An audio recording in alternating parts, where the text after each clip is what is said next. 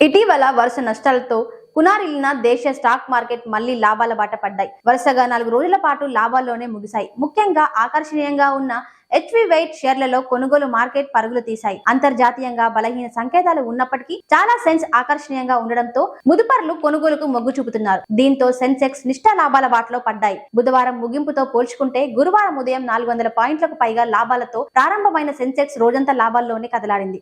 మధ్యాహ్నం తర్వాత ఆ లాభాలు మరింత పెరిగాయి. ముఖ్యంగా మెటల్, ఐటీ, ఫైనాన్స్ స్టాక్స్ భారీ లాభాలను ఆర్జించాయి. దీంతో సెన్సెక్స్ చాలా రోజుల తర్వాత 77,000ను కూడా దాటింది. చివరకు సెన్సెక్స్ 899 పాయింట్ల లాభంతో 77,348 వద్ద రోజును ముగించింది. మరోవైపు నిఫ్టీ కూడా సెన్సెక్స్ బాటలోనే కదలాడింది. చివరకు 283 పాయింట్ల లాభంతో 23,190 వద్ద స్థిరపడింది.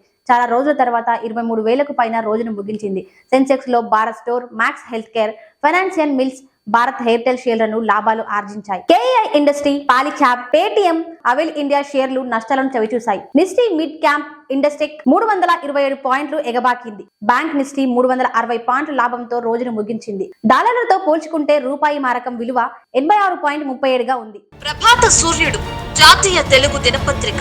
ప్రతి అక్షరం నిజం వైపు. నిజం దాగదు, వార్త ఆగదు.